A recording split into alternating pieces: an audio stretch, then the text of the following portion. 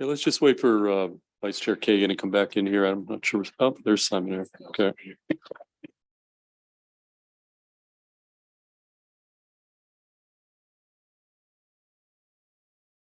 Okay, we good?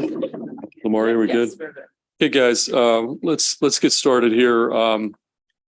Before we get to where we left off with the vote list number 34, we've got some concurrences, including a couple one particularly big bill. I'd like to, why don't we start with you, Alexis, on the offshore wind bill? Let's get that out of the way with you, and then we'll go to April and Stacey. All right, so the amendments from the House, we can break them down into 4 things. No, with concurrences, I'll just explain. It's actually, what the House passed on the Senate version, it should be incorporated online, actually. So it's SB 781. Yep. So this is online. They're concurrences, so they're not necessarily, it's a little bit of a different, we have to, April, come on. So if you want to take a look at the reprint of the Senate bill with the House amendments, you have to go to your floor system, open up the bill and do the reprint tab. Yeah. And then the third reader of the. Right. So you want reprint with amendment, third reader.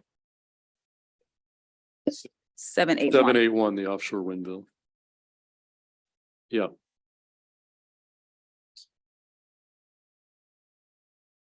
And so for all these concurrences, council will explain what the changes and amendments that were made in the House, and we'll have to decide in each case, do we concur or do we not concur and ask for a conference committee? I mean, those are basically your options, and send it back with that message. So 781. Yeah. So Alexis, why don't we'll go back. You said there are 4 component amendments, and we'll go back to you.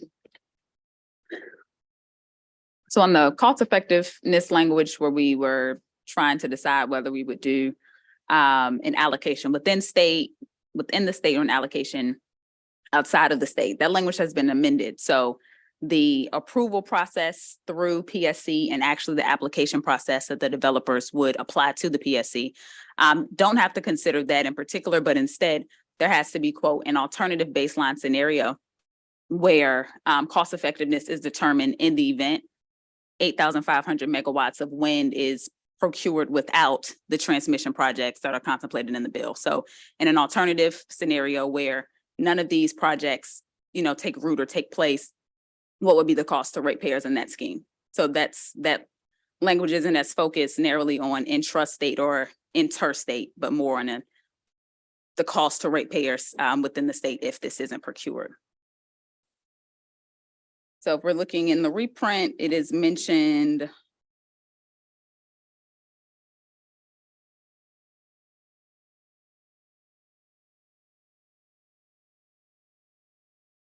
Should be further down.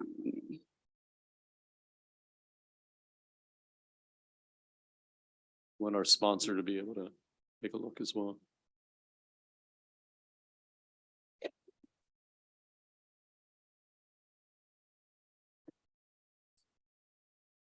Yep, in 1 second.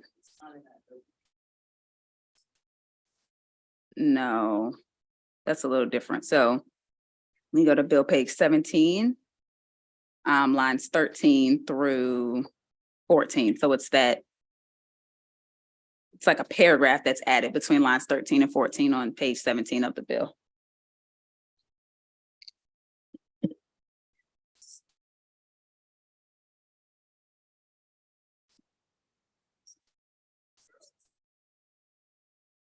Yep, bill page 17. Between lines 13 and 14, it says, it's right. Yep. That's Roman numeral 5. To ratepayers in the state. And so that's the comparative analysis that the applications have to consider before PSC approves or denies a project. This is what has to be included in the proposals. There was a consideration of splitting the costs across the states in the previous one. So you could make the argument that this is more specific to how the analysis will be done based off of ratepayers in the, based off of ratepayers in the state. It's always going to be ratepayers in the state, but there was a option of incorporating costs in other states as well. So this is looking at it differently. Right. That's correct. Okay, why don't you, walk through and we can go back and ask questions and just want everybody to understand. So go through the other adjustments the House made. So actually in that same section, it talks about in line 13, including opportunities for public engagement and comment with units of state and local government and the general public. So these are some additions that are made in lieu of the lack of a CPCN process. Now the proposals have to incorporate language that suggests that there has been public hearing and a comment made at the local level.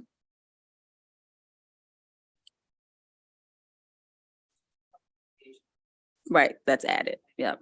And again, that'll be in those, the projects to be approved. They have to show that they consulted with and provided opportunities for public engagement and public comment. The bill that we passed to the House required an action to be taken on a project within 45 days. For the exemption in particular. For this, so we had an exemption that we allowed from this called an 80-20 pass-through, where developers had to pass through a certain amount of their funds onto ratepayers.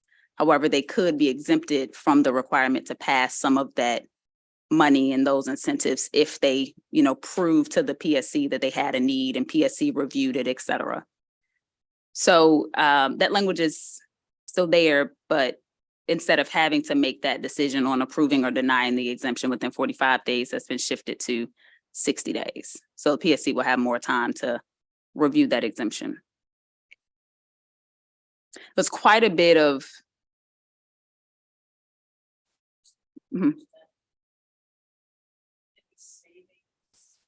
Need to get your mic on. Memoria, get her mic. Any savings from the utility end are required to be passed along to the rate payers, right. except there's an exception that the utilities can apply and the PSC can make a determination. And the only change is the amount of time that PSC can take to determine whether the utilities would be passing along those savings. That's right.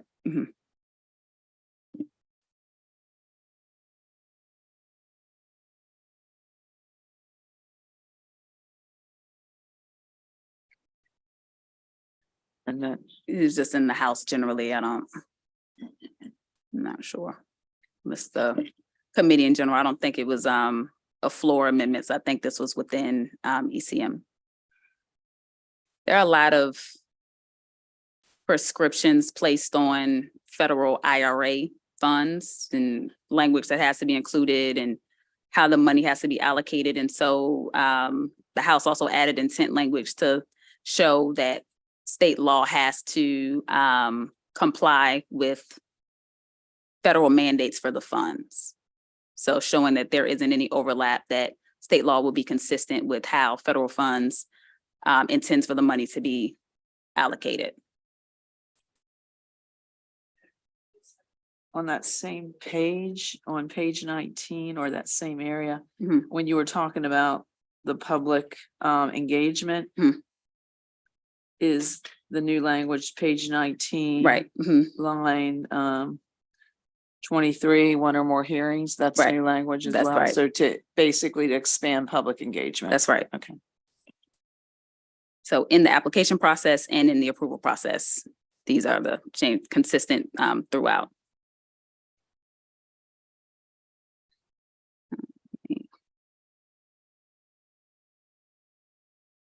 And then there's language that in terms of community benefit agreements, it includes businesses within the definition of a community benefit agreement, which is one of the requirements to move forward with these development projects, having to be subject to a community benefit agreement.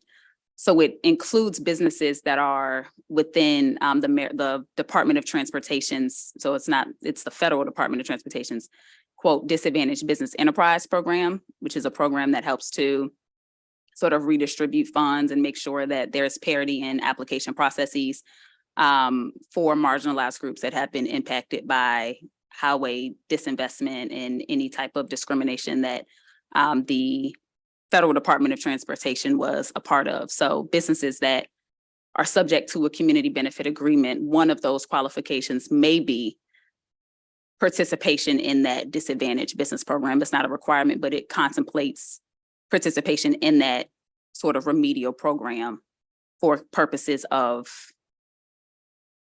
being subject to the community benefit agreement.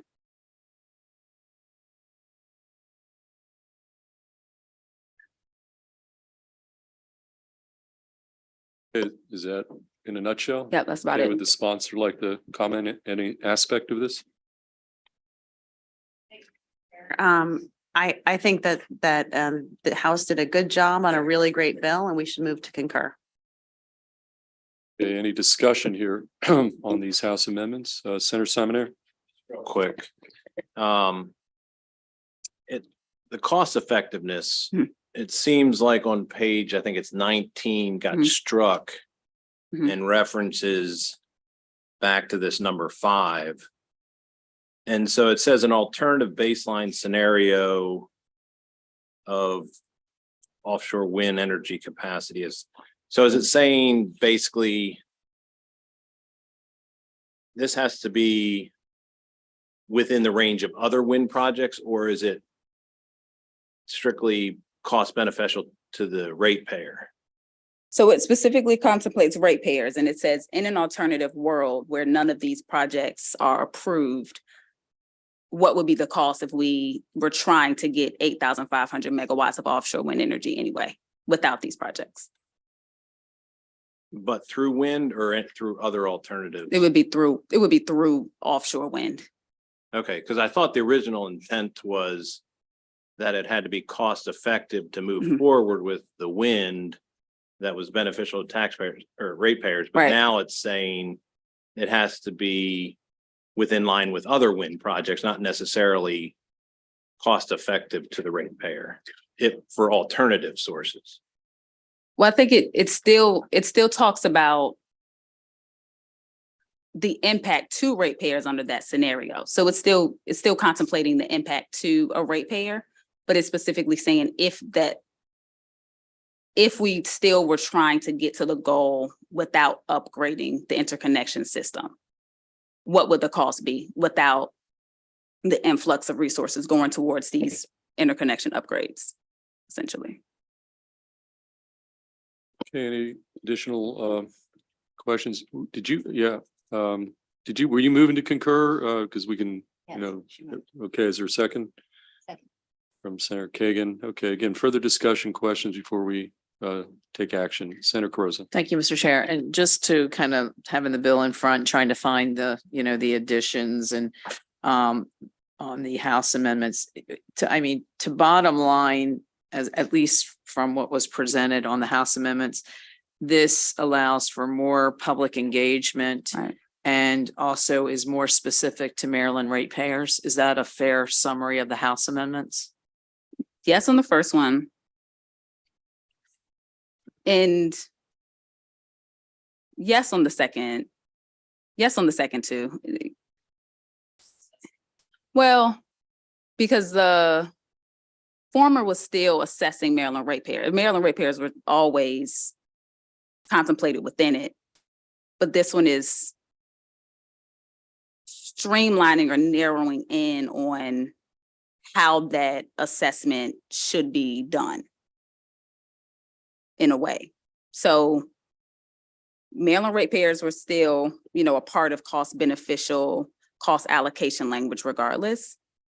this is painting the picture differently so that, from an assessment point of view, you have one standard of a reality where this does happen and in another, a reality where it does not. So it would be either more real-time information for Maryland ratepayers or more specific on how they're pulling the information together for Maryland ratepayers? So the PSC would approve it based off of that, right? So alternative baseline scenario is a metric, it's a way to measure, which is how, the Public Service Commission would do it. Public Service Commission had authority and deference under the last scheme. So I think specific is a fair word, but I just don't want to overstate the transition that's happening because it always contemplated PSC approval, PSC measurement, and the impact to ratepayers. That's consistent across the board. Sure. Okay, additional questions? Okay, seeing none, we have a motion to concur and a second on the table. Need a roll call on this, you think? Okay, it's an important bill. Let's do a roll call on motion to concur. Senator Kagan? Aye. Senator Kagan, yes. Senator Augustine? Senator Augustine, yes. Senator Gallion? Senator Gallion, yes. Senator Watson? Yes. Senator Watson, yes. Senator Lewis Young? Yes. Senator Lewis Young, yes. Senator Brooks? Yeah. Senator Brooks, yes. Senator Carozza? Yes, to concur with the House. Senator Carozza, yes. Senator Hester? Yes. Senator Hester, yes. Senator Washington? Yes. Senator Washington, yes. Senator Simoneau? No. Senator Simoneau, no. Senator Feldman? Yes, the motion carries 10-1. Yes, Senator Gallion. Introduction. Sure. So you're wondering why I'm on my best behavior today. I'd like to introduce a couple of special guests that are here today. My mom, Mary Lou Gallion, and her best friend, Gwen Ryan. So they're hanging out a while this afternoon. Promise to be on my best behavior.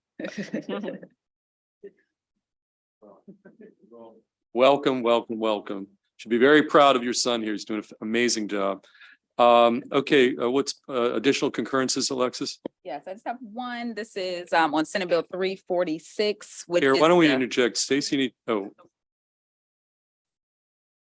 let's go to Stacy first. She's got to go up to B&T. Do what's gonna be, you have a concurrence or two or? I do. They're Okay. really quick though. Okay, let's take Stacy and then let her.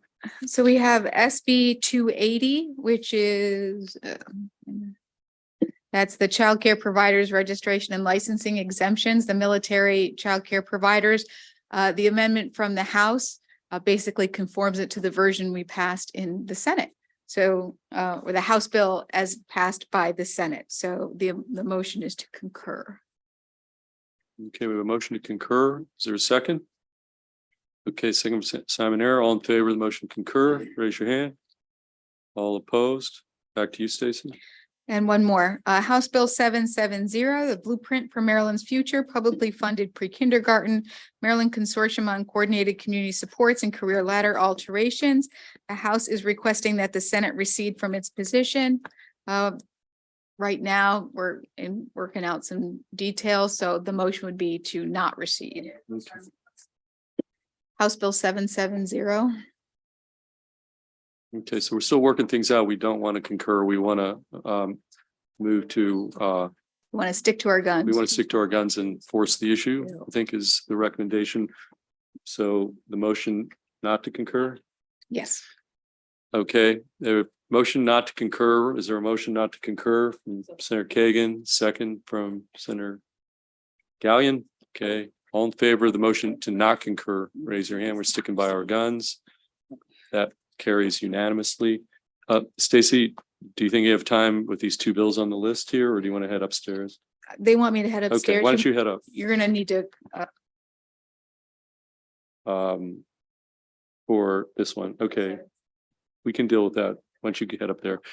Okay, let's go back to Alexis, back on concurrences. All right, so. Senate Bill 346, if you recall, established a licensing scheme for sign language interpreters across the state. Coming back from the House, there are purely technical amendments. There was a report that was due each year from the judiciary, because there was conversation about exempting them or keeping them in. To kind of prove the point of adding them into the bill, there was a report justifying how many, cases they have and what they do with them. In the Senate version, the report had to include the amount of requests that were required, and the House version talks about the amount of requests that were denied. And so we would be changing to match on that one issue, which I think was a drafting error all along. So it was required versus denied. And then the question is on a must versus shall, and our drafting prerogative is usually to revert to shall instead of must. So those are the two technical amendments that will align them, making sure that report is the same on what the judiciary has to provide data on, and changing the technical amendment. Okay, so sounds like these are technical amendments. We would move to concur is the suggestion. Yep. Okay. Is there a motion to concur? House amendments, Senator Lewis Young, Senator Brooks, second. All in favor of the motion to concur with the House amendments, raise your hand.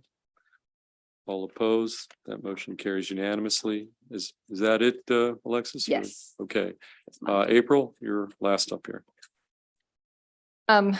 Got a number of these. So Senate Bill 124, Maryland Food System Resiliency Council. This is the bill establishing that the existing Maryland Food System Resiliency Council is in the Office of Resilience within the Department of Emergency Management. The House amendments add a representative of the seafood industry to the council. I think we went through this last time we discussed it, seafood versus whatever. Okay, who wants to weigh in on this one? Senator Hester.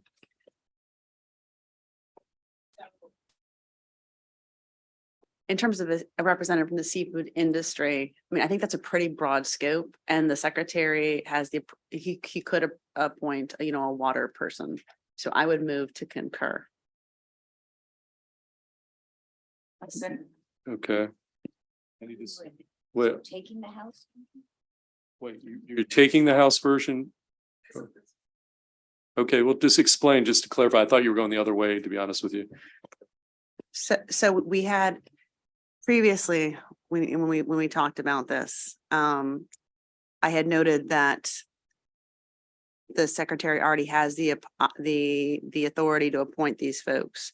I did speak with the secretary this morning. There seems to be a really important issue for the House for some reason, and I don't think it's a terrible idea. I just don't want to get into the habit of like adding more and more and more people. So I think in the interest of, I'm not sure if we went to a conference committee, if the outcome would be any different. They're really sticking to their guns on this. The most important thing to me is that we pass the bill and we make the Food System Resiliency Council permanent, which is the overall goal. So that's why I was moving to concur.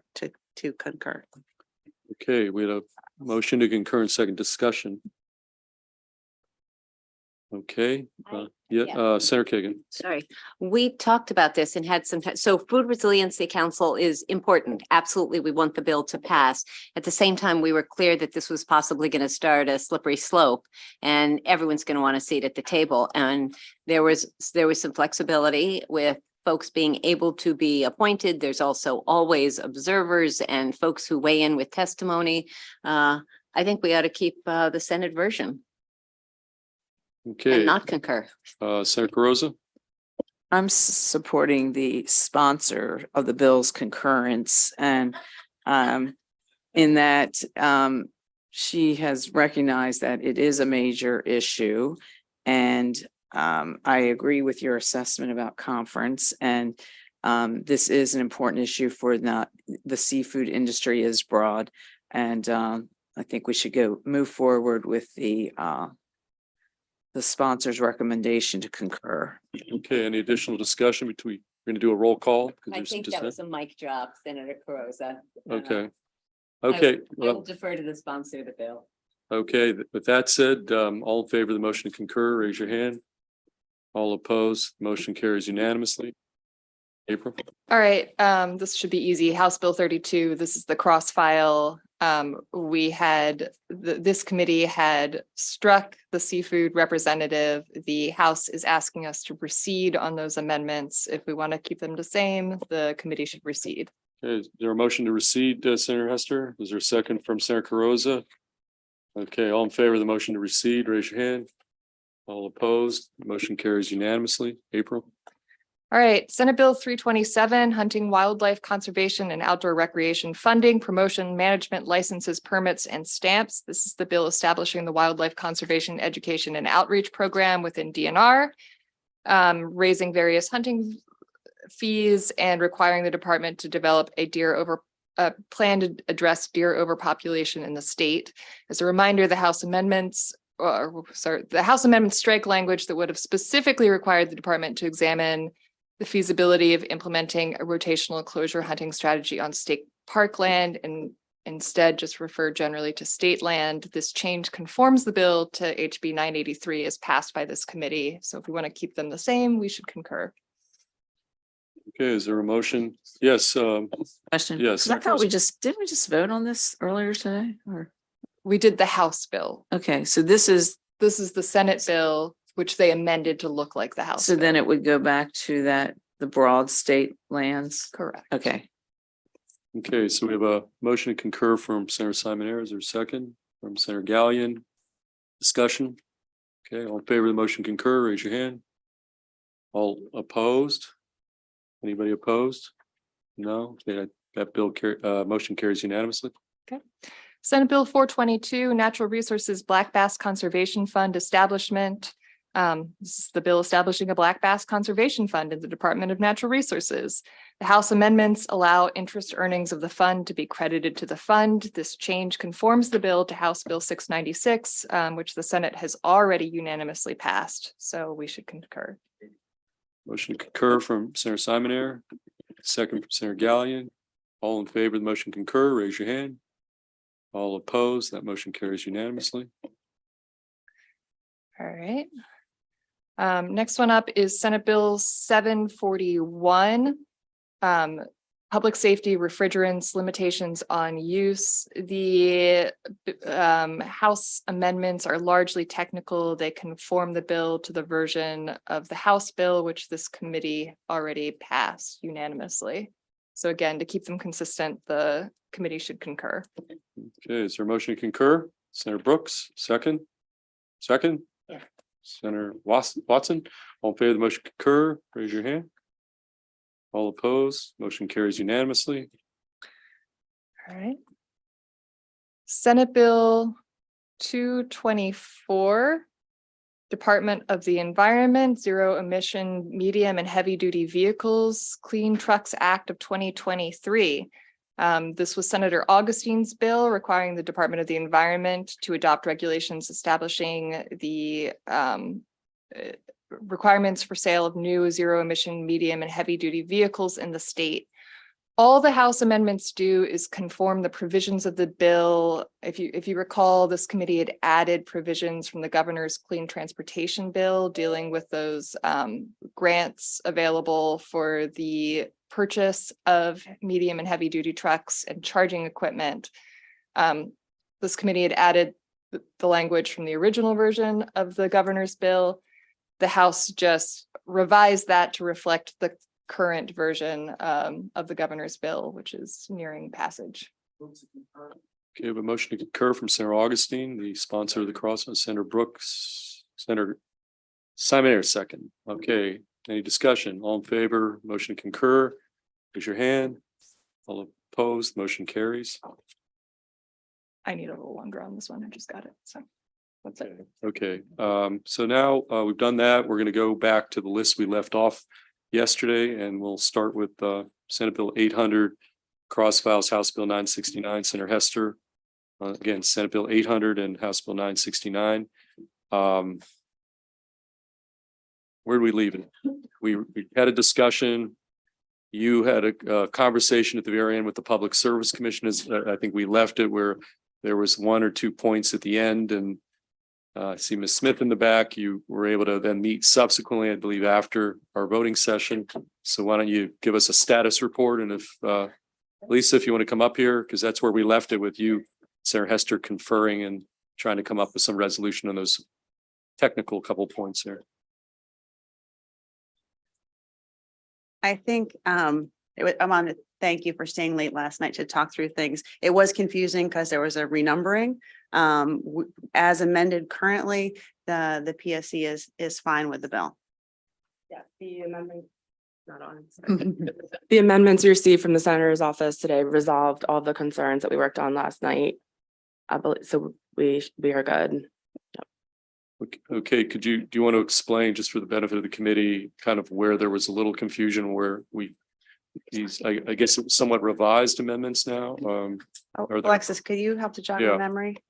Sure, so in the report that had to be submitted to the public service company by the utilities, there's this question about how to divide the data. And because federal standards are either non-existent or very disparate across each of the utility types, the senator wanted to ensure that the reports would be divided based off of the type of utility. So the language clarified the types of utilities that we're discussing, and it breaks it into, and this is on several pages in the reprint, but I will draw attention to page 6.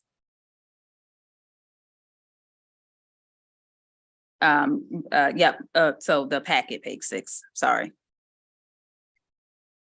So now the reports will involve investor-owned electric companies, electric cooperatives. It'll be divided based off of these municipal electric companies, gas companies, and water companies.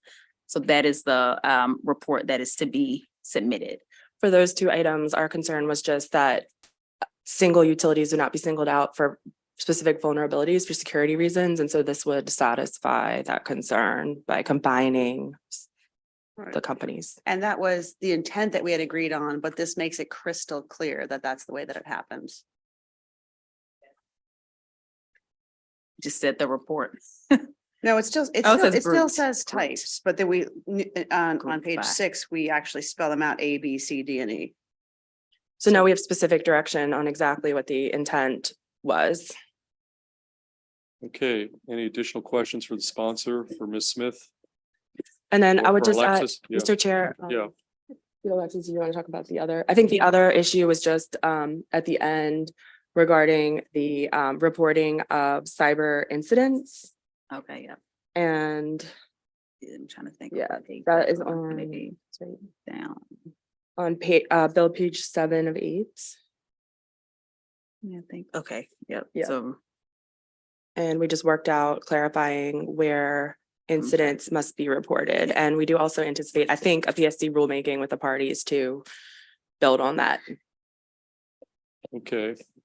Any questions thank you. for anybody here? Okay, Senator Hester, did you want to move the package of amendments? Okay, is there a second? A second from Senator Carrozza. Any discussion on this package of amendments? Again, we started the conversation yesterday, went through a lot of it, ended with this point. Okay. All in favor of the amendments that's been moved and seconded, or raise your hand. All opposed?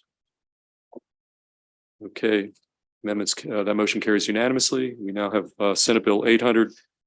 Just as a technical matter, we've got also the cross file. Yeah. So can this vote, is everybody okay with this vote counting for both bills, or do we need to take a separate vote? Alexis, we're good? Or- I think we could probably apply it after we move to Okay, roll it let's move over. with into 800. We're voting on 800 960. as amended.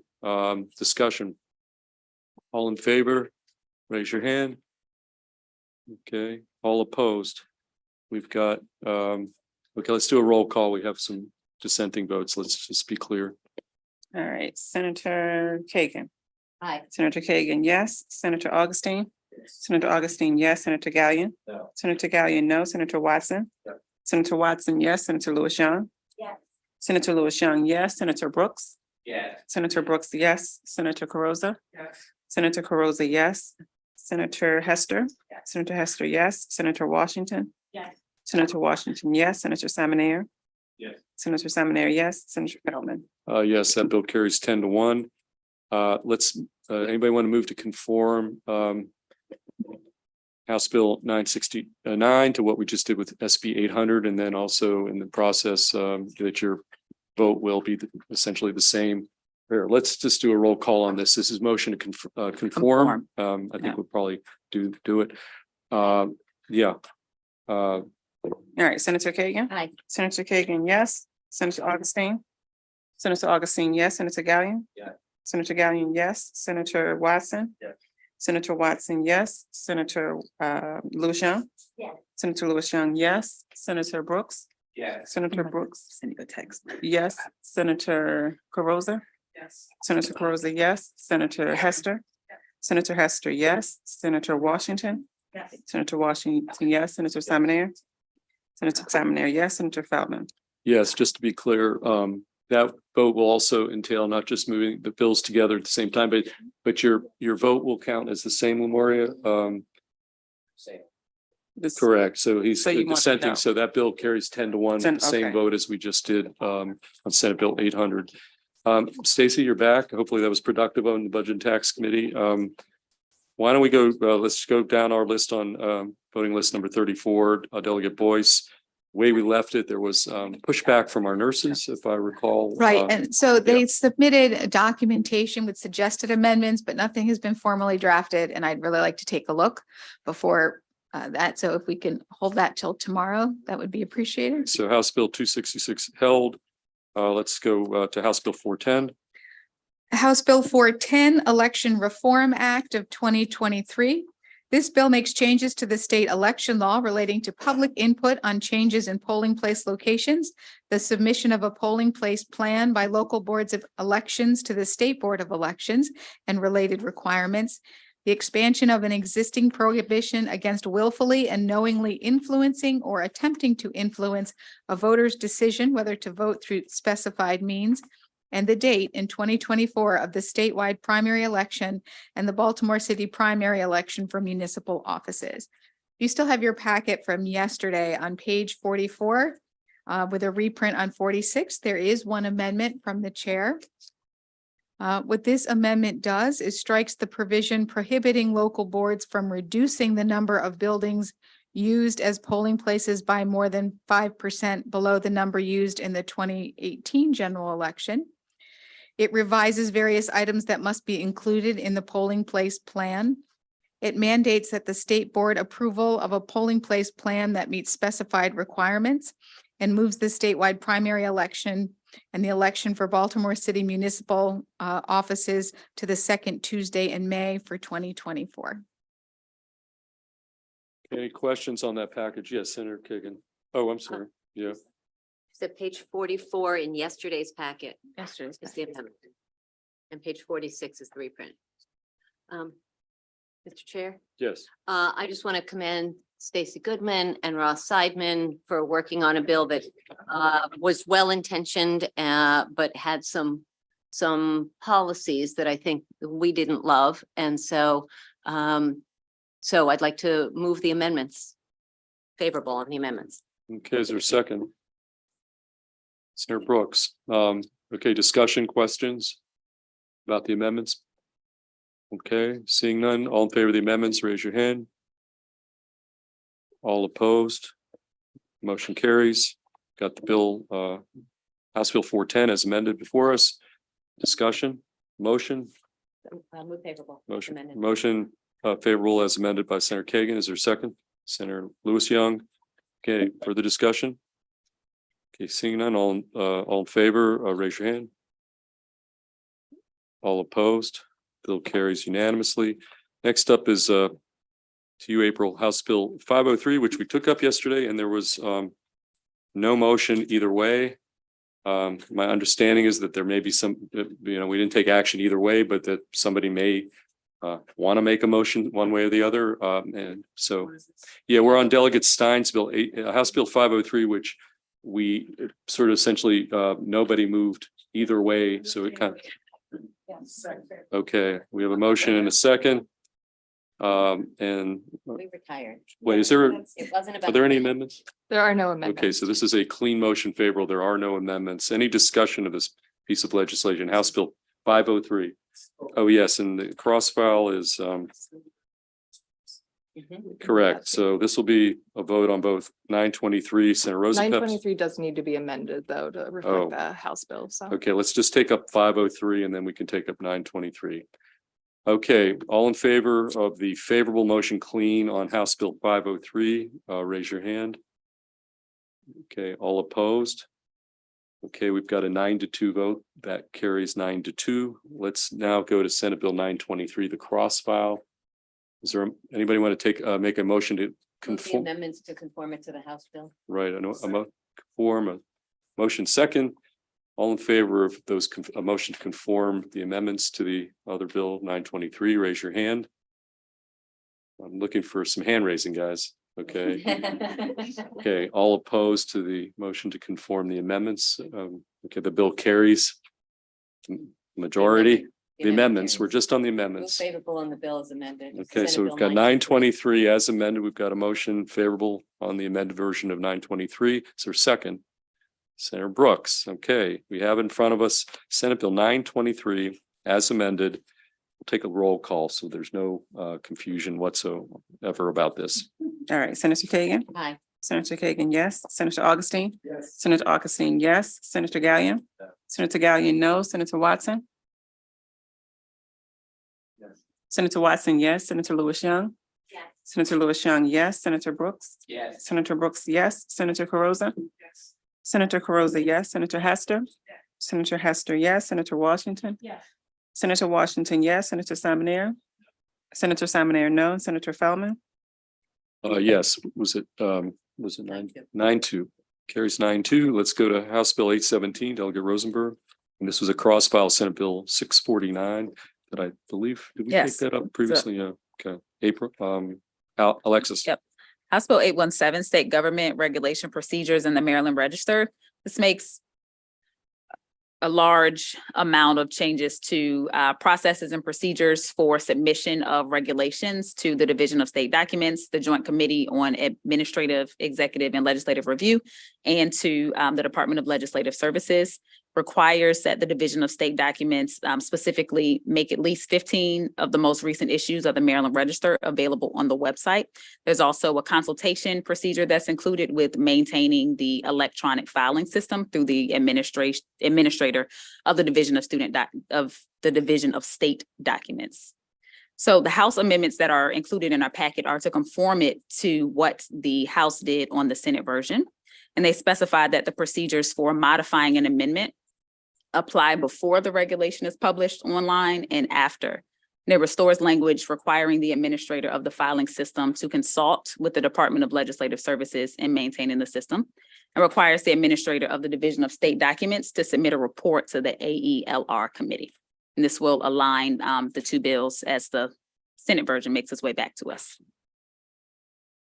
Yeah, we don't need to take the Senate bill up yet because we No. don't have it yet. So this is simply on House Bill 817. We have those amendments that the House put on the bill. Any questions on anything the House did on this piece of legislation?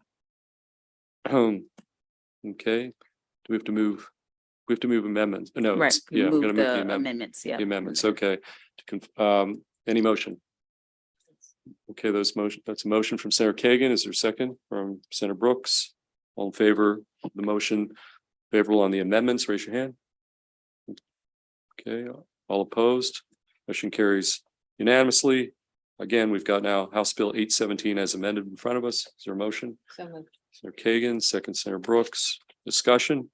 All in favor of 817 as amended, raise your hand. All opposed, that bill carries unanimously. Next to Delegate Henson, House Bill 976, April. House Bill 976, mold assessment and remediation standards. As it came over, this bill requires the Department of the Environment by June 1st, 2025, and in consultation with the Department of Health, the Department of Housing and Community Development, the Department of General Services, and the U.S. Environmental Protection Agency, industrial hygienists, and other professionals actively involved in mold contamination remediation to adopt regulations that establish uniform standards for mold assessment and remediation.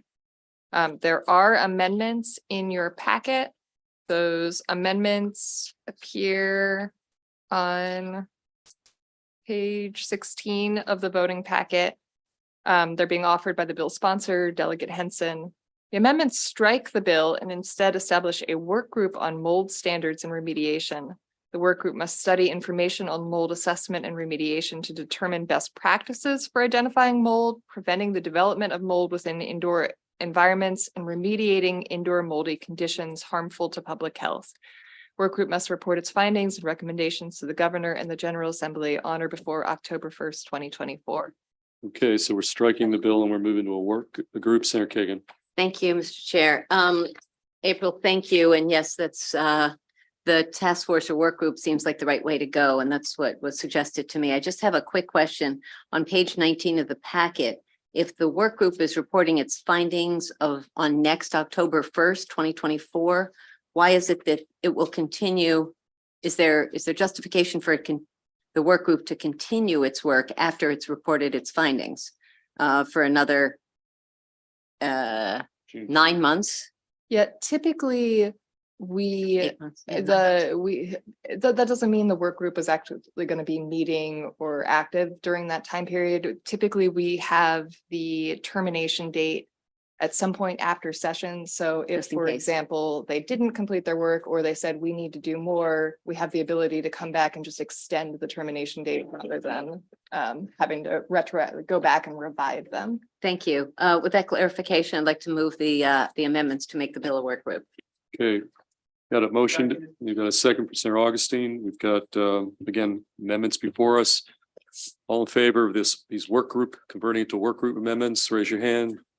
All opposed, amendment carries. We're gonna now take up 976 as amended. So got a favorable and a second for Senator Augustine. All in favor of 976 as amended to the work group, raise your hand. All opposed, bill carries.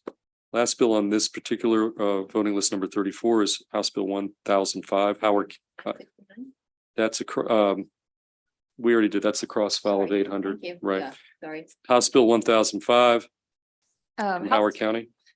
House Bill 1005, Howard County Archery Hunting Safety Zone and Position of Archery Hunter.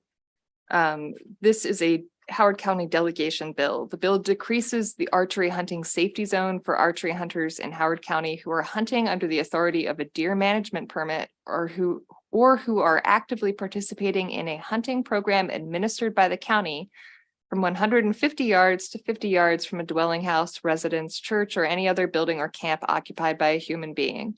The archery hunter in Howard County who is hunting in accordance with those specifications must be in an elevated position that allows the hunter to shoot in a downward trajectory when hunting within that smaller safety zone. Okay, our Howard County Senator, you want to say anything? Are there any amendments? Okay, no amendments. We Yeah. spent a long time in delegation and got to yes, and this is the #1 recommendation from the county to reduce the deer population. Okay. Move favorable. We've got a favorable motion from our Howard County District 9 Senator, a second from Senator Carrozza. Any further discussion about the Howard County delegation bill? Seeing none, all in favor, motion favorable, raise your hand. Okay, all opposed, bill carries unanimously. We're going to now transition over to voting list number 35. First up, we have 2 withdrawals. One, you look at the list, Senate Bills 284 and House Bill 116. Do I hear a motion to accept those 2 withdrawn bills? We can put them together in one vote. Senator Augustine with the motion, Senator Lewis Young, second. All in favor of accepting the withdrawals from, we're on voting list number 35, which is a separate list. Do you see that? Okay, we're all good. Okay, all in favor of withdraw unfavorable on Senate Bills 284 and 116? Raise your hand. All opposed, that carries. So those bills are officially withdrawn.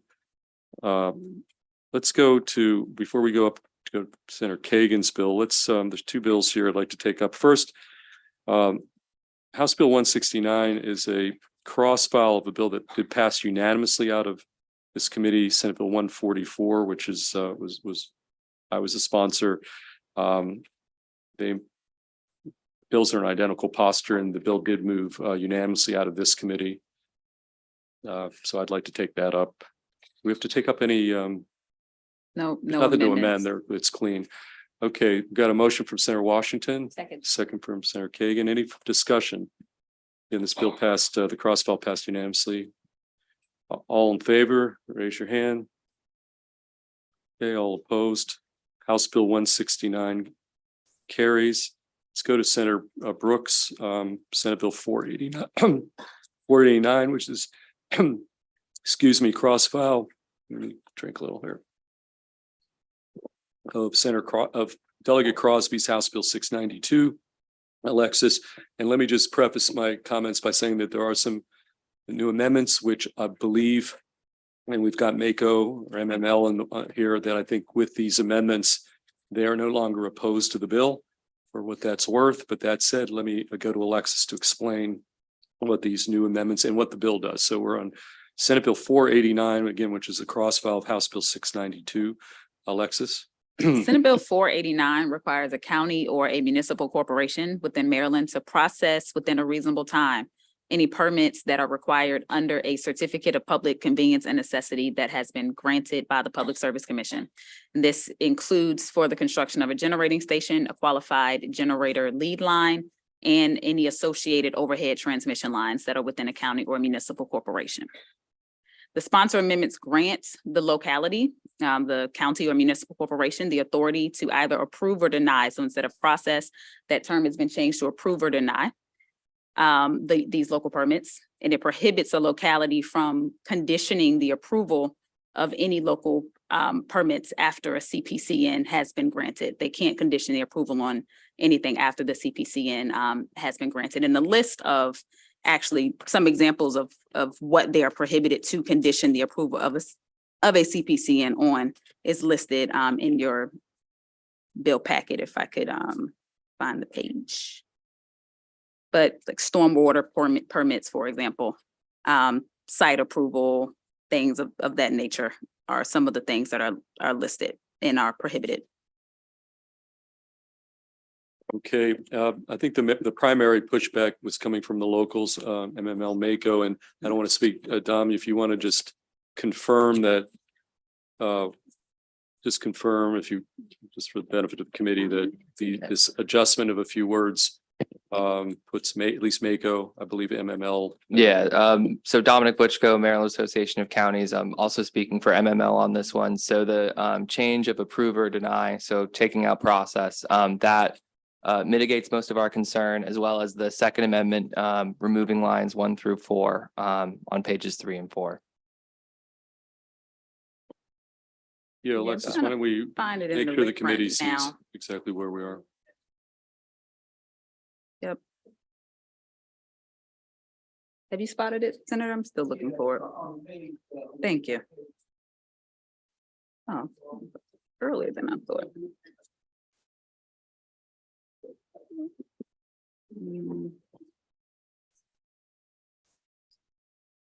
Having a little bit of trouble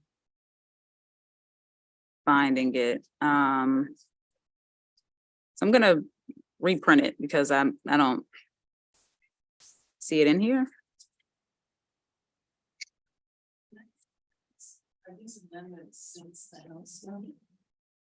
That are being offered? Is that what we're Yes. talking about Yep. here? Yeah, these are right, exactly. So these are new amendments Yeah. subsequent to the House Bill 692 coming over here. When was 692 voted on? We have it. House No, Bill no, 692 was that was- voted, that was not cleared- voted by us. No, Sorry, it cleared the House, right? Yeah, it came from the House. But it was before it was We had a before- hearing on Senate Bill 489 quite some time ago. So we're in possession of 692 and 489. We had a hearing. So we're just taking, this is the first action we're taking on these two bills. 489. So this is the first time we're. Correct.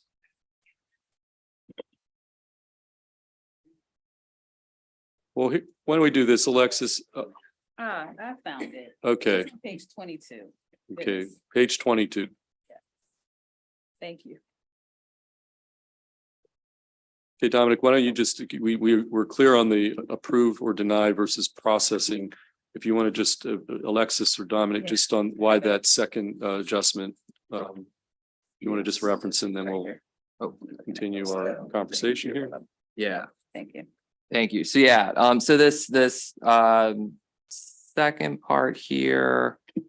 So yeah, so this just conforms to what the House passed, which we were fine. Our biggest issue in the House version, so and all of you should have received an email on this referencing the House version, which I think might be a little easier to digest. So our major concern was, again, changing process from approve or deny. Our second concern at the bottom of the House bill was language that said, I think it was like any, I don't see it referenced here, but there was the removal of language that was like any discretionary approval, which could have encompassed quite a number of things. Again, stormwater, certain vegetation requirements, that is being removed. And then there was some language referencing comprehensive plans, and that was removed as well. And so, and that should be reflected in these amendments, and looking at it, it is reflected. So. Okay, and I should say I could represent that these the House, when we do these and send it back, the House is good with these Senate amendments that we're putting on here. Senator Carozza. I mean, that was a pretty rushed summary. I'm looking at a letter dated April 3rd from the commissioners of Somerset County. Mhm. And this president rarely writes me, so I know if he does, he's flagging it. And it looks like he's going into other issues than what you just mentioned. He goes, first of all, he mentions problems with both bills. And then he goes through community, environmental justice, preservation. So he goes through multiple issues. So you seem to just focus on one. And so I'm not sure that, I haven't heard from my locals to know if these amendments, and I'm sensitive here because I know that there's sometimes differences between the big counties and the small counties, and Somerset County is a small county. So I'm not convinced that these amendments have addressed these concerns. So Senator, if I can address that, I can guarantee you that MACO took the concerns of the Eastern Shore incredibly seriously in this. And with the current posture of this bill as amended, this should not change current practice. This should not change the impact on the Eastern Shore. As drafted with the amendments, this should just solidify the current status quo. Sounds like your elected officials at the county level from Somerset County were responding to MACO's action alert, and we did have several concerns which they detail with the unamended version. But with these amendments, we think that clarifies everything and cleans it up. Yes, Senator Gallion. So if we're kind of back to the status quo, what's left that the bill does that changes anything? Why do we need the bill if it's just leaving the status quo? So there was one novel legal theory that counties did not have the ability to issue certain permits after a CPCN has been issued. So the First Amendment, when we were discussing approve or deny, that just clarifies that when a CPCN is issued, counties can authorize permits. And if I may add to that. Yeah, just briefly. Rob Garagiola with Compass on behalf of Merrick and a number of other organizations that support this in this posture. The PSC, if you go back to their original testimony as well, they also expressed the need to do this. And with the amendments, I think the PSC would likely say the same thing. I don't know if you're still good with that, right? I'm not, the PSC is not one of the organizations I represent. But if you go to their original letter, that's the intent. And so when the bill passed over from the House, I think from MACO's perspective, there was still a breadth in the bill that went beyond what the PSC was referencing in the bill. And so to Senator Carozza's question, there was one change that was made that was referenced with respect to Section 4 and a Roman 2. And that came out like about a week or so ago. And then in the last couple of days, there was further discussion between the proponents of the bill and local government about the striking the word process and inserting approve or deny. And honestly, that is kind of what's brokered the compromise between both the proponents and the opponents. But what I would say is there is still a need for this because it does bring clarity to the situation that hadn't existed, that is echoed by what the PSC had said in their original testimony. And can I just add, I think if you go back and you look at the Public Service Commission testimony, I think they use the term regulatory gap. I believe that, that this is addressing a regulatory gap that exists and providing some clarity. Having said that, Senator Lewis Young, you have a question? Thank you. Just a comment. A lot happened between Sunday, April the 2nd and last night.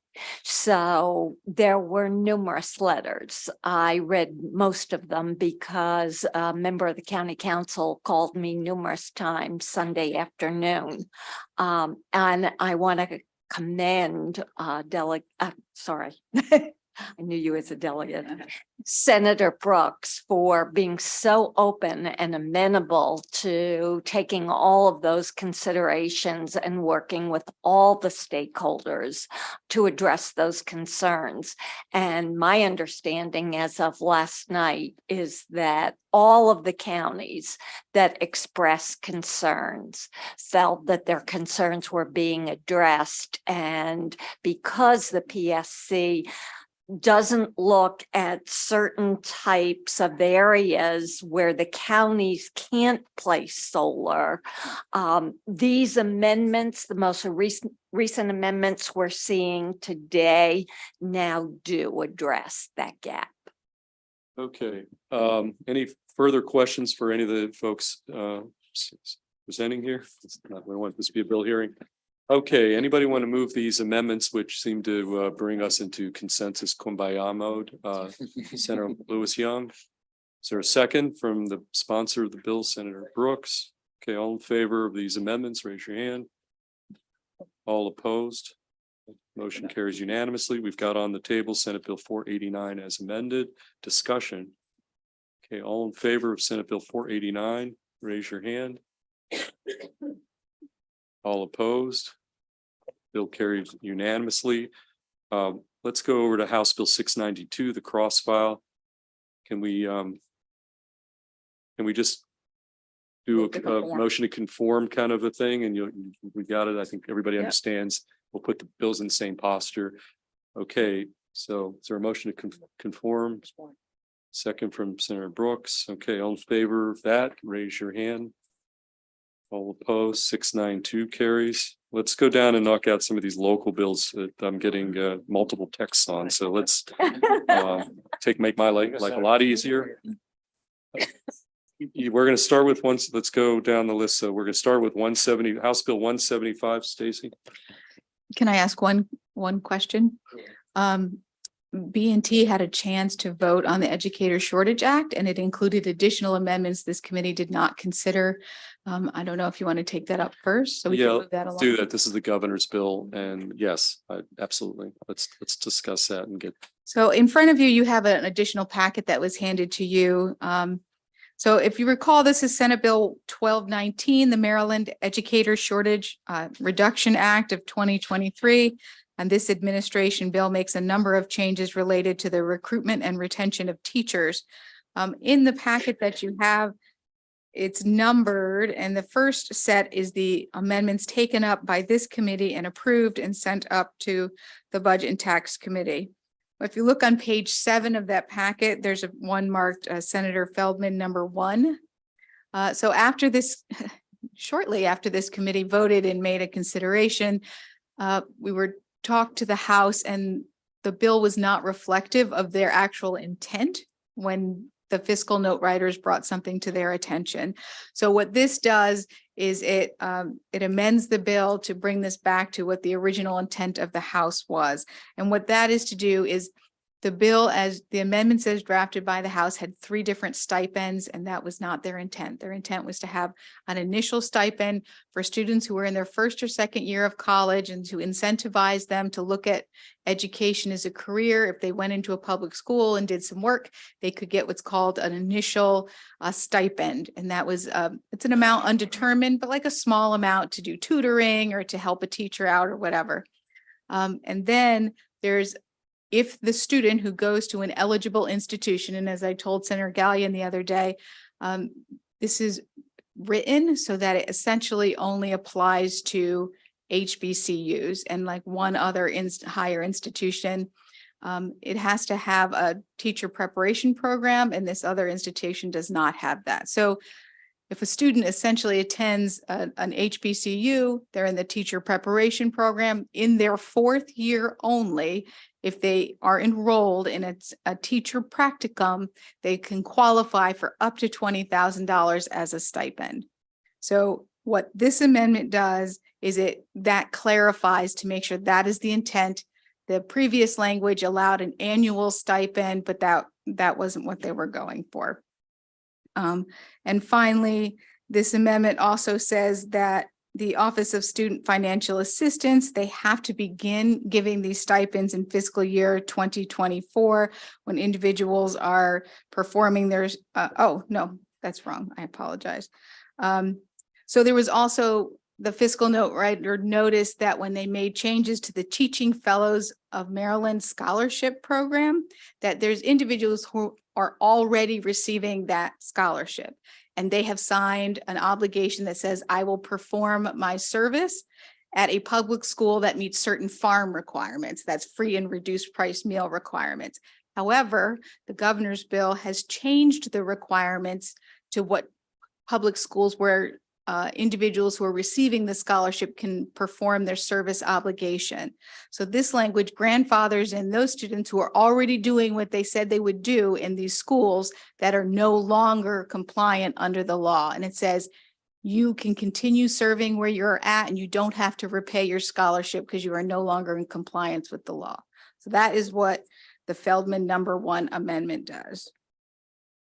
And then on page 9 of that packet is a second Feldman amendment, which makes some very minor changes to the Hoffman LARP program that was passed. This is Senator Lewis Young's bill.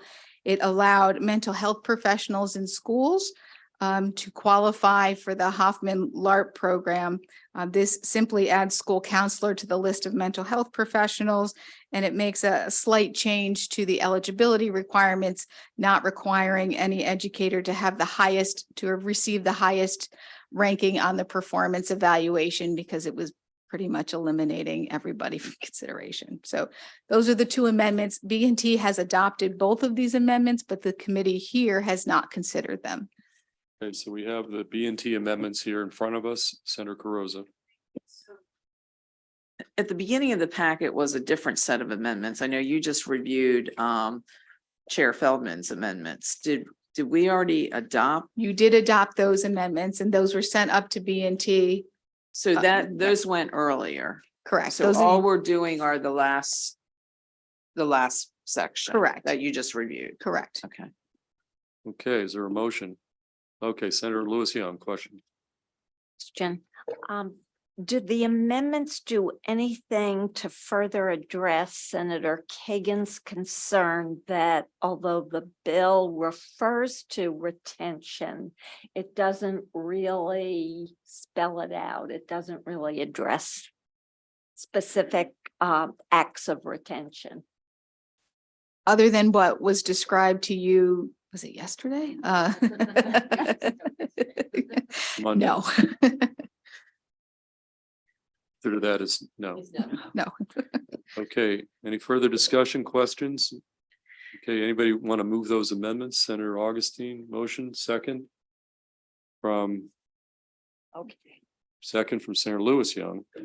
Okay, all in favor of these amendments, these additional amendments to the bill, raise your hand. All opposed?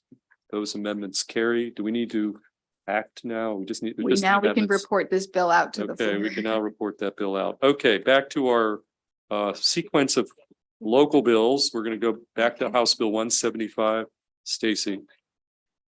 Yes. House Bill 175, Baltimore County Board of Education Student Member Voting and Training.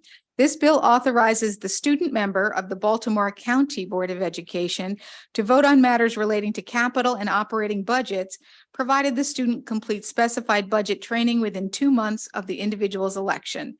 A work group composed of several members of the board and the executive leadership of the Baltimore County Public School System must develop a draft curriculum for budget training for student members and submit the draft curriculum to the county board for review by December 1, 2023. The training must focus on the operating and capital budget process of the board and be facilitated by representatives of the Public School Systems Division of Business Services. There are no amendments, and we have a local letter. Okay, is there a motion from the Baltimore County Senator, two Senators Brooks, second from Senator Washington? Because you're jointly city and county, right? I know, okay. House Bill 175 clean, all in favor, motion, raise your hand. All opposed? House Bill 175 passes unanimously. Next up, House Bill 210. House Bill 210, Baltimore County Board of Ed, member elections and appointments. This bill staggers the election and appointment of the members of the Baltimore County Board of Education such that one, the 4 appointed members must be appointed by the governor in presidential election years from a list of nominees submitted by the Baltimore County School Board Nominating Commission. And 2, the 7 elected members of the county board must be continued to be elected in gubernatorial election years. To achieve the staggering, the bill requires the terms of the 4 appointed members of the county board that are scheduled to expire on December 1, 2026 must instead terminate at the end of December 1, 2024. The governor must then appoint new members to serve a full 4 terms beginning on December 2nd, 24 until a successor is appointed and qualified. There is one amendment from the delegation that's on page 24 of your packet. And this amendment essentially pushes the dates out from 2024 to 2028. Okay, is there a motion on the amendments?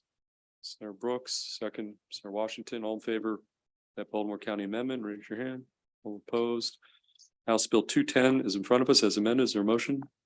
Senator Brooks, second for Senator Washington, all in favor, House Bill 210, raise your hand. All opposed? House Bill 210 carries. Next up, House Bill 348.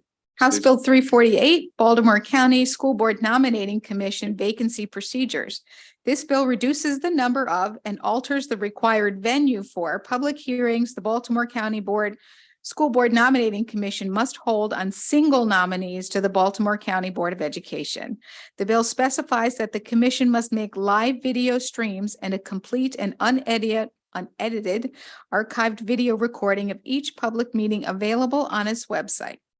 Finally, the bill authorizes the commission to retain and reactivate the application of a candidate for a vacancy on the county board for up to 2 years from the date the commission previously submitted a list of nominees to the governor. There are no amendments, and we have their local letter. Okay, is there Baltimore County motion favorable? Senator Brooks, second from Senator Washington, discussion, all in favor, House Bill 348 clean, raise your hand. All opposed? 348 carries. Let's next move to some Prince George's delegation action here. House Bill 432, Stacy. House Bill 432, Prince George's County Chief Executive Officer of the Public School System, alterations to title and the search committee requirements. This emergency bill changes the name of the position of Chief Executive Officer of the Prince George's County Public Schools to the County Superintendent and makes related conforming changes. The bill also alters the composition of the search committee for the county superintendent by removing the member of the State Board of Education appointed by the State Superintendent of Schools and the 2 residents of Prince George's County appointed by the governor from the committee. Instead, the bill authorizes that certain county officials appoint members to the committee. The bill removes the authority of the state superintendent to select a chair from among the members and instead authorizes the Prince George's County executive to select a chair. The bill also specifies additional qualifications for serving on the search committee. There is one amendment from the delegation on page 25 of your packet. And this amendment strikes the emergency bill provisions. It alters the membership of the search committee for the Prince George's County CEO and prohibits a member of the search committee from being a current member of the county board. It also makes the effective date of the bill October 1, 2023. Okay, we got a motion from Senator Augustine. Is there a second from Senator Watson from Prince George's County? Second. Okay, all in favor of the Prince George's single amendment, raise your hand. All opposed, amendment carries. We've got House Bill 432 in front of us as amended. Is there a motion? Okay, Senator Augustine, second from Senator Watson. Okay, all in favor, raise your hand. All opposed. House Bill 432 carries unanimously. Next up, House Bill 437, Prince George's delegation. Stacy. House Bill 437, Prince George's County Public Schools Office of Integrity and Compliance established. This bill establishes the Office of Integrity and Compliance of the Prince George's County Public School System. The bill specifies the functions, powers, and duties of the Integrity and Compliance Officer and the procedures for the appointment, including qualifications and the term of office. The bill also transfers the Office of Internal Audit within the school system to this new office and upon the effective date of the bill. The bill makes other technical changes to conform the bill to its contingent legislation by specifying provisions that must apply to the county superintendent instead of the CEO of the Prince George's County Public Schools. The bill takes effect July 1, 2023, contingent on the enactment of House Bill 432 of 2023. There is one amendment in your packet on page 26, and this is from the Senate delegation. So this amendment alters the title. It does exactly what I just described. It alters the title from CEO to county superintendent and makes conforming changes throughout the statute.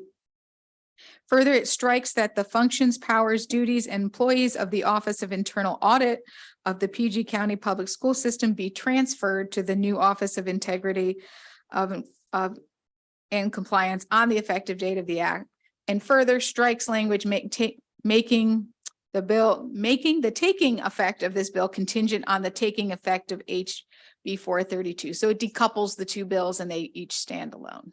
Okay, Senator Augustine moves the amendment from Prince George's Senate delegation. Is there a second? Senator Watson, all in favor of that Prince George's Senate delegation amendment, raise your hand. All opposed, that carries. House Bill 437 as amended is in front of us. Okay, Senator Augustine, motion favorable as amended. Is there a second from Senator Watson? Any discussion? Okay, all in favor, raise your hand. House Bill 437 as amended. Prince George's delegation, all opposed, that bill carries unanimously. Next up, House Bill 624 from Delegate Ampry. April.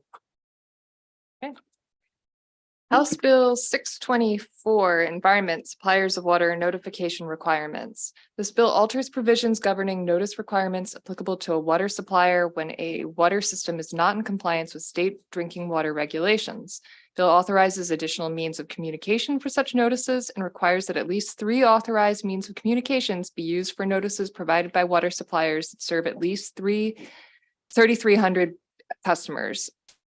The bill also requires a water supplier to directly deliver notice of a violation, 1, no later than 30 days after learning of a violation that has the potential for long-term health effects, and 2, within 1 year after learning of a violation that does not have the potential for short or long-term health effects as specified. If there is a confirmed positive test for E. coli, a water supplier must give notice to the Maryland Department of the Environment and the Maryland Department of Emergency Management. Finally, the bill expands water testing and notice requirements related to the presence of methyl tertiary butyl ether, MTBE. There are amendments in your voting packet. The first appears on page 38 with the reprint starting on page 39. These are offered by the bill sponsor, Delegate Ampry. And these were he developed these in negotiation with the Department of the Environment. The amendments limit requirements that notice be given by at least 3 methods to apply only to acute tier 1 violations that have a significant potential to affect human health, and strikes a requirement that the notice be issued, quote, in a timely manner. The amendments also require water systems to provide notice to the Department of Emergency Management and the Department of the Environment when there is a confirmed positive test for total coliform in a repeat test sample from the distribution system following a confirmed positive test for E. coli in a routine test sample from the distribution system. Yes, Senator Kagan. Thank you. Thanks, Mr. Chairman. I like this bill and I think it's important. It's transparency. It's information about a crisis in a community. April, I thought, and I'm in the reprint page 2, lines 21 through the next page, lines 3 or 4. I thought you just said that it has to be any of those, at least 3, and it looks like at least 3 of those methods, that language was deleted. So radio, television, newspaper, written notice, text message, robocall, any other means authorized by the department. And now it looks like or, and the at least three of the following appears to be that it would just mean one of those. Is that right? So, and that was done in the House. So, Yes. yes, but if you go down to page 3, lines 5 through 9, it says that a community water system that serves at least 3,300 customers shall provide notice by at least 3 of the means specified in they just paragraph moved it. 2. Okay. Yes, right, because they wanted to limit it only to those larger water systems. Okay. And then the amendments further narrow that, though, to say that the use of the 3 notice 3 notice methods Purveyors, is yeah. is only for these acute tier 1 violations. Okay. It's a little odd that it doesn't say website. Seems like I'd be looking on the city's website or my homeowners association website or something. So I don't know if that was just not seen as, I don't know if the department wasn't amenable to that or something, but in any case, thank you. Thank you for the explanation. Okay, let's go to Senator Augustine. Thank you. April, do you know if these changes relieve the concerns of the local governments? Don't. That I don't know. I know that it does relieve the concerns of the Department of the Environment, but I don't know about local government. Okay, so that was one question that I had. The second one was at the very end of the bill, it asked the water system to report if they have these elevated levels to family members, which I understand. And for higher ed, would this apply like if a kid is off at school, that water company would have to, kids are at University of Maryland, they would be sending this out to people all across the country, and how would they find them? How would they do that? For the parents. I mean, that's kind of what this would say, right? Is that correct? Yes, I would interpret it that way, yes. So how are they supposed to do that?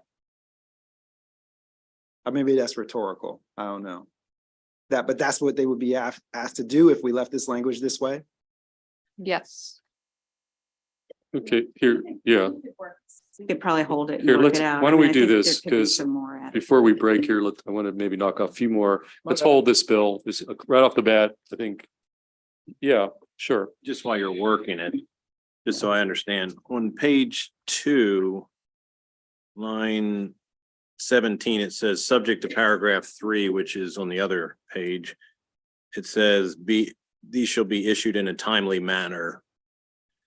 But it says subject to 3, and then 3 takes out timely manner if they're greater than 3,300 community. So if these are the highest priority, we want to tell people, why would you strike in a timely manner for those that are greater than 3,300? I think the testimony of the bill hearing was that there are federal requirements for how quickly that notice has to be given, and so they didn't want to put in law in a timely manner and somehow. But I mean, Right, if you look at page Yes. 2, line 21, it says be issued in a timely manner there. But subject to the other, it says we're not going to do it if they're a bigger community. You just, if you're going to strike it for that reason, you probably should strike it on page 2 as well. Okay, so that's one additional issue. Just let's get all these issues on the table, and we'll, Senator Hester, and then maybe, yeah. So I also really like this bill. I think it's really important. My question was, so for those water systems that serve under 3,300 people, are they required to notify of a tier 1 issue by one of the things? Okay, so they're still required to report it. It's just not, it's 1 instead of 3. I believe so, yeah, we can get some clarity on that. Okay. That's my understanding. Senator Carrizo, and then Senator Watson. Adding to it, I've been texting to try to find out the really small municipalities. which I understand is one notification, not texts or robocalls for the small ones. But still trying to wait on MML's position. Okay, so we'll find that out. Senator Watson? Bottom of page 3, top of page 4, just a question. When it talks about directly deliver a notice, is that assumed to be written notice as in mail? How is it going to be directly delivered? Where are you again? Starts at the bottom of page 3, line 33, and then goes to page 4, reprint 42. at the Yeah, top. it's a good question. I would interpret that as being mail, but I mean, it lists all these different methods of communication, and then it just gets here directly deliver. You know, of course, that doesn't mean radio or television, but I'm just wondering. Okay, we'll add that to the list of issues we want to kind of take a look at before we meet again. Okay. And the edict this morning from Senator Ferguson was a soft 4 o'clock. I think maybe the last thing we'll do, Senator Kagan, if you look back to the top of the list, wanted to give us an update on where things are on the 311 system, Senate Bill 30. So I'll turn it over to Senator Kagan to do just that, where she wants to take this. And we may break after that, but unless you look at the back of the page and you want to just jam through these after Senator Kagan, we'll make an executive decision after Senator Kagan. Yeah. Well, first, let's go Senator Kagan on Senate Bill 30. Thank you, Mr. Chair. Colleagues, we've been working on trying to be the very first state in the country to have a statewide 311 system for the last 3 years. It's good customer service. It lightens the load on those 6 counties that already have a county 311, and it lightens the load on each county's 911 system. So we've been working on this. I'm just giving you 2 seconds of background, and then I'll tell you where we are now. It was suggested that to save money and address the fiscal note, that we consider merging 211 with 311. And I was totally open to that because they've already got the infrastructure. They have trained people who are used to being under the headset, who are used to working with databases and knowledge managers and all that, and a statewide capacity. Especially because 211 has a lighter load now, because anything that was 988 related, as Senator Augustine knows, is now kind of off their plate. And so while they still have really important stuff that they're doing related to human services, human needs, where can I sleep tonight? I don't have a bed. I don't have food. Where can I get help now? And they do that statewide. Their load is a little lighter. So we thought we would save money, use their infrastructure. And the proposal that we were looking at was move 211 from MDH, the Maryland Department of Health, and move 311, which was originally going to the Department of Emergency Management, and coalesce them both in the Maryland, the Department of Human Services. And so have had countless conversations with the CEO of 211, with the secretaries of health, emergency management, human services, and all others. And we have 2 challenges that we've come up with. And again, the details are kind of infinite, and it's still a really good bill, but we have 2 things that we couldn't get past. One was the fiscal note in a year when a lot of stuff with fiscal notes weren't moving. And to try to get accurate fiscal information on the new idea of the merged bill, the merged 211 and 311 was challenging. So that was issue number 1. And issue number 2 is frankly in the transition from the last administration to this administration, and with new cabinet secretaries and with new priorities, new everything. The Department of Human Services is they're just focused on stuff that is emergency, that is hair on fire stuff. And so while they love this and they want to work on this, even a 3-year rollout, they just couldn't see their way to focusing on this now, even just to start for the first year. So that leads us to this, which is we've already done the task force thing. We already have a really good bill.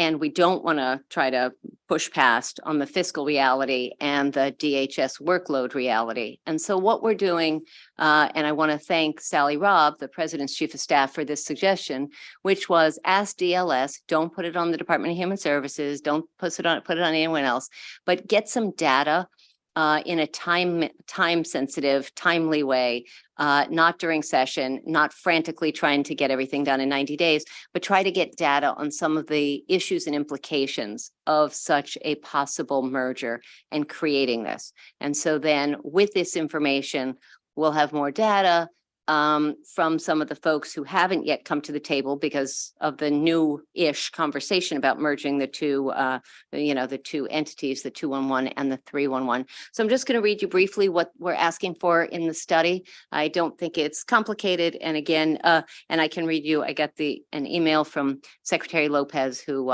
thinks this is a great solution. I think a lot of people think is the right way to go. So this has a bunch of things. So everything from the cost of merging 211 with 311, the money saved by the 6 counties. So again, Montgomery, Prince George's, Baltimore City, Baltimore County, Anne Arundel County, and St. Mary's County are the 6 that currently have 311. And they, assuming they opt in and no longer need to pay for their own service, how much money they would save if they opted into the statewide. The money that would be saved by using the 211, the existing 211 infrastructure, and their training modules and all that. The projected number of people that we would need on hiring, and the expectation is that we would want this, as 211 is, that we would want both, and as 911 is, as a 24/7, 365. And because at some point, if a tree falls in front of your driveway and you need to get to work, you need to figure out what to do about it. It would clearly be a lighter load for a non-emergency number than our emergency number, but we do want to explore 24/7, 365. When Montgomery County and Baltimore City in particular created a 311 service, there were studies that were done, not creating a new study, but pulling together data on the reduction in call volume to the 911 centers as a result of having 311. So again, I don't want to recreate the wheel and do a new study on that, but I do want to pull that together. The percentage of 211 calls that are now being handled by 988 is important. So we have some idea of that's being offloaded. The 6 counties, and I know I'm in the weeds on some of this stuff, the 6 counties that have 311, some of them have hardware and software that is about to become obsolete. And what we wouldn't want to do is have them spend the money to buy new equipment. And then the next year we say, hey, you don't even need the equipment because you can be part of this statewide thing.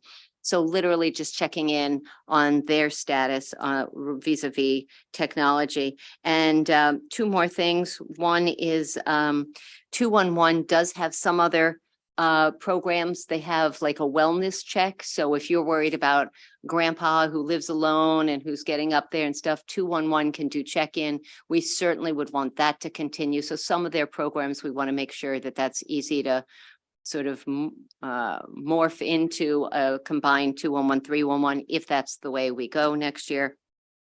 And the last piece is that 211 right now is a 501c3 nonprofit organization. And so what are the implications of their shifting from 211 as a nonprofit to being part of a government agency under DHS and partnered with 311? So some of those are really small in the weeds thing, but let's try to figure it out before we propose launching it. And that also buys us some time for DHS to be ready to fully embrace and implement that. And so I am happy to take questions on any or all of these. And so the whole bill is gutted, just to be clear. The whole bill is gutted. It's replaced, sadly, with this study of 10 pieces of data that we think having in one place will be helpful to us. Okay, questions for Senator Kagan? Yes, Senator Hester. I have a question, but I just wanted to acknowledge the hard work that you've put in, all these people have put in. I know it's a lot of work, and it sounds like this is a good next step for a year when we have more money. So thank you so much. Okay, additional questions of yes, Senator Carosi. Thank you, Mr. Chair, and Madam Vice Chair, thank you. As we spent some time on it, I think we all did realize the enormity of this shift and what it will require, not just on the financial end, but I think really on the coordination end. What I wanted to ask you with the study, and given that just thinking from the 3 counties that I represent and knowing, how they use some of these systems, is it possible somewhere in here to factor in kind of maybe some different geographic challenges, or, where, because you keep mentioning the 6 that have this, and then you've got obviously the smaller counties. So I didn't know, certainly as you move forward would want to see if we could have some of the rural and smaller counties participate in this. So I don't know if it would mean amending this or just putting that request out now. What you're referencing sounds like a work group or a task force or that, and this is just going to be some really smart policy analysts in our own house, in the Department of Legislative Services doing it. So they're not going to be people who are invited to the table or not invited to the table. In terms of access to people from rural counties or smaller counties, one of the key places that we started with this 3 years ago was with 911 and telecommunications folks, the disabled community and cyber experts in terms of interconnectivity and interoperability. And one of the things that I love that the CEO of 211, Quentin Askew, often says is we want to be sure that this is no wrong door. So if someone calls 911 and they should have 988 because they're dealing with crisis or thinking about suicide, they need to be able to transfer that. In the same way, if someone dials 311, but it really is 211 or 988 or 911. So regardless of where you are, regardless of which county that you're located in, you should get to someone who can help you and help you in a timely way. Yes. Chair, I guess what I'm asking is, for instance, I happen to know in Salisbury, Maryland, that the Life Crisis Center there, how they're currently using 211 or putting the word out. I just thought it would be helpful, whether it's the DLS or whoever's doing the study, I'm asking them if they would seek input from the different, basically take a statewide approach, not just, the big 6 or whatever, to maybe, as part of the information that's gathered, to include those smaller counties. So. Okay, additional questions for Senator Kagan? Okay, so where do we stand? What do you want to do? So I want to address what Senator Carozza just asked about. So this doesn't tell DLS who to check in with other than the 6 counties. We just literally want to know what kind of computers they have and how old they are. But other than that, it's really kind of gathering fiscal data, some technology data, and it's literally departmental. But my rule when I, with my 911 commission, and I shouldn't say but there's a little bit of ownership there, is I said all boats rise. And when we went live text to 911 on August 20th, 2020, we waited. There were a bunch of counties that were already ready to go on text to 911, but we waited until all 24 jurisdictions were ready to go. And some of the rural and took a little longer, but we waited and we didn't go live until everyone, because all boats rise and everyone everywhere in the state has to be ready to benefit. And that's totally a part of the ethos of this bill as well. And that's one of the cool things about a statewide 311. And so, Senator Carozza, I will assure you that rural and urban, everywhere in the state, that we want to have this, we want to have it work for sure. Please, happy to talk to you about it. Okay, yes, Senator Augustine. Yeah, no, I just want to say thank you, Senator. There's a lot that we should be doing, and this is going to help us to get there. So I just want to move the amendments. I guess it would be the appropriate thing to do. Is there a second? Second for Senator Hester. Okay, any discussion about these amendments? Senator Kagan. Okay, all in favor of the package of amendments that made major changes to the bill? All opposed, amendments carry. We've got Senate Bill 30 as amended before us. Is there a motion from Senator Augustine? Senator Hester with the second. Discussion? All in favor of Senate Bill 30 as amended, raise your hand. All opposed, that bill carries unanimously. Folks, sure, yeah. Bring out 1079, just keep all the. Yeah. So what here, okay, yeah. And then Right, I'll, Senator, can I I want to publicly thank Alexis Foxworth. I want to thank Lisa Cheney in the amendment office, who's been working with me on this for a long time, and Tom Elder in our fiscal stuff, as well as all of my 911, 211, 311, all of the partners, because this is really a long journey. So thank you, Mr. Chair. Okay, so let's go to the back page. When Senate President said soft 4 o'clock, I interpreted that to mean 4:30. So let's get that let's knock out this second page, and then we're really going to feel good about ourselves. Now, don't forget 692 Crosby bill, we've already acted on, so you can check that off. Okay, let's start with that Prince George's County delegation bill, and we'll just go through these bills. So we're on House Bill 1079. Stacy.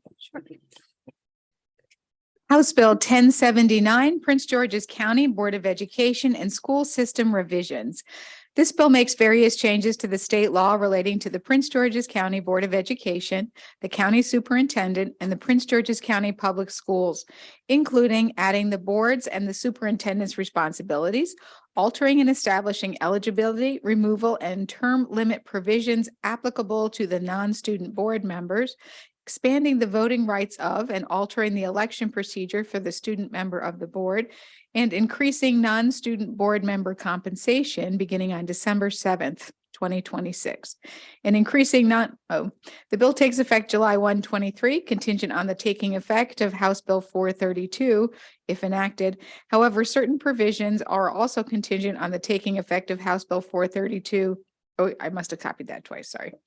Amendments beginning on page 52 and a reprint on page 59. This is a bit of an omnibus bill for them.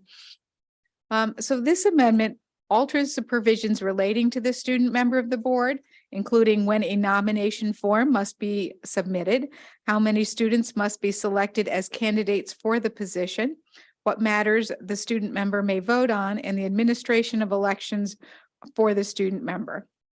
Further, it requires the county board to retain legal counsel to defend members in litigation because of their service in their official capacity, and to pay all counsel fees and certain expenses incurred for defending a member under specified circumstances and making these provisions retroactive.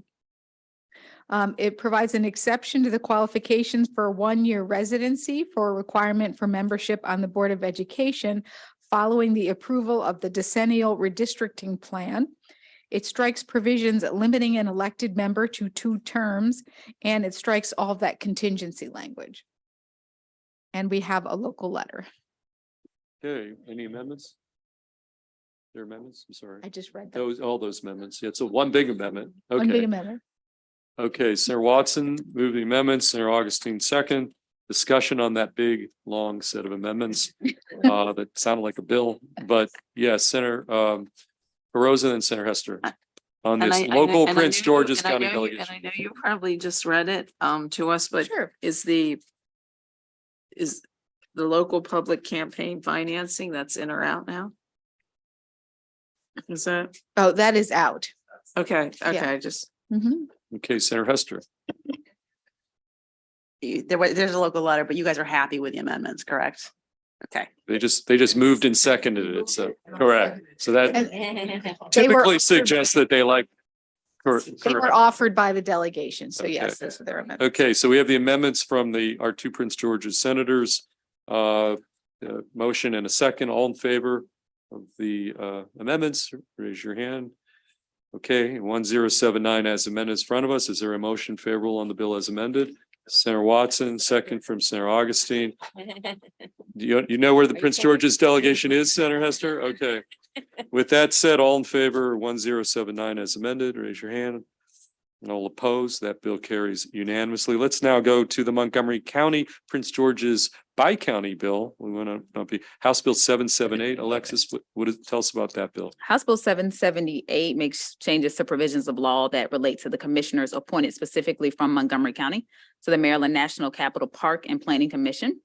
Specifically, the bill authorizes the electronic submission of a financial disclosure to the Montgomery County Council and prohibits a county commissioner from accepting financial contributions from anyone with business that is before the commission. There are no amendments and there was no opposition, and we do have a local letter from Montgomery County. Is there a motion from the other Montgomery County Senator? Favorable. Okay, is there a second from a Prince George's Senator? Okay, by county. Okay, this is clean. There's no amendments. We're on House Bill 778. All in favor?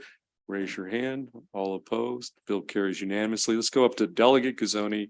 And then we're going to work through and we'll be done. 636. House Bill 636, Public Information Act, inspection of email addresses and telephone numbers, generally alters the definition of personal information for protection and coverage under the Maryland Public Information Act. And so now the definition includes email addresses. Conforming changes are also made for the inspection and denial of inspection based off of email addresses. And it specifies that the telephone numbers that are contemplated in the statute are personal telephone numbers instead of telephone numbers generally. No opposition and no amendments. And I Okay, think, no yeah, opposition, no amendments to this bill. Is there? Favorable. We've got a second, Senator Kagan, motion favorable, Senator Augustine, a second. Discussion, okay. All in favor of House Bill 636, clean. All opposed, that bill carries unanimously. House Bill 844, Delegate Pastor and Holmes. We're gonna go to you, Alexis. House Bill 844, Housing and Community Development Common Ownership Community website. This bill establishes an information clearinghouse for common ownership communities in the state by requiring the Department of Housing and Community Development to establish and maintain a website with information on rights and responsibilities that relate to individuals that live in common ownership communities. And the legislation or the website also has to include legislation that impacts individuals that live in these communities. Okay, we got some questions. Senator Augustine. No, I just have in my notes that there was a realtor amendment. Is that incorporated? So it's not incorporated. So so there was a question about the fiscal note and some of the administrative things, peeking it over the B&T approval. So I chatted with them and they said that their biggest concern is getting this forward and not like stalling it and delaying it. So that wasn't offered. I'm confused. Okay. Who didn't offer it? So it wasn't offered by the sponsor. I saw it in their testimony. And Yeah, I at the thought they said that they conversation were willing to take it, but now with- they're. Am I misremembering? I might So, be. yeah, so maybe in part, but I think there was a conversation between realtors when it came up in talking to fiscal notes about Okay. how that could impact the fiscal note. And the consensus was that if this could take it over that $250,000 cap, then they would retreat. And Maryland Realtors said that they were fine with that. Okay, I So understand that it better wouldn't now. block it. Okay. Yeah, sorry about that. Couldn't No be clearer. problem. I got it now. Okay, Vice Chair Kagan. Senator Augustine, I'm noticing that the realtors are both favorable and favorable with Yeah, amendments. those. So- Yeah, that was a part of the question. I think that kind of gets Okay. to where they stand. Okay, Yeah. no, I get that. That wasn't my question, though. Mhm. So it does make sense that this would be in DHCD, the Department of Housing and Community Development, but condos and homeowners associations have traditionally always been in the Secretary of State's office, and Mhm. that's where condo docs and stuff are stored. Mhm. Is there any conversation or collaboration between the two, or are we starting the move towards merging the two or shifting from the Secretary of State's office, or do you know? Well, no, so the website that the information that has to be included in the website is everything from the MGA. So it's not specific to the particulars within state docs. Thank It's you. like a purely like IT. So it's a Update. generic one size fits all, I think so. as right. opposed to my community versus yours. Got it. Right. Okay, that With wasn't clear to me, specifics sorry. for local community, common ownership communities, which Yes. are PG County and Montgomery County. Those are a little more specific, but on the broad, how do we treat COCs? That's just all the legislation that's passed, and that's going to be plastered on DHCD's website. That's really clear. Thank you so much. Okay, any further discussion of the bill? So there are no, I'm sorry, there are Yep, no no amendments. So it's a amendments. clean Yep. bill. We've got a motion favorable from Senator Kagan. Is there a second? Second from Senator Augustine. Discussion? Okay, we're on, again, House Bill 844, clean, favorable motion. All in favor, raise your hand. All opposed, bill carries. Let's go down to House Bill 1162, Alexis.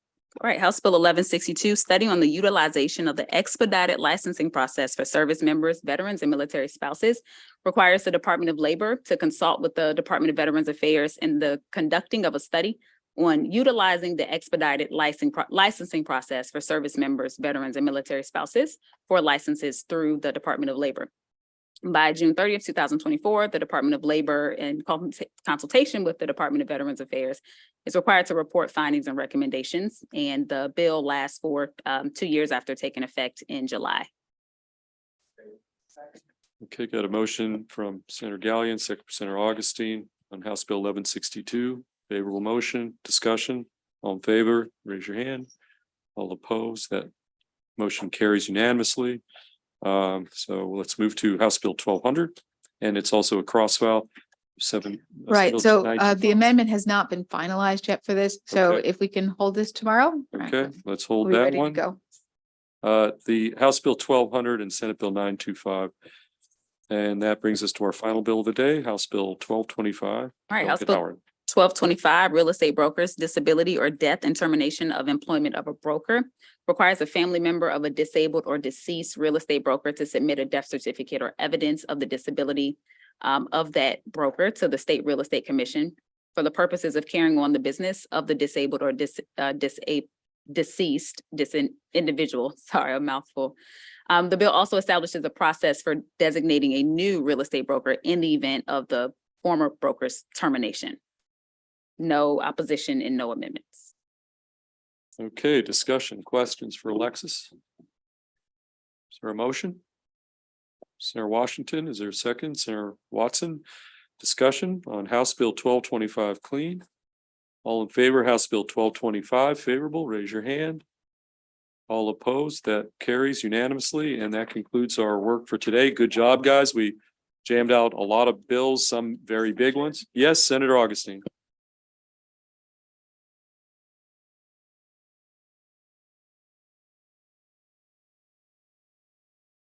I don't want to do it impromptu because I want you to wear your favorite tie.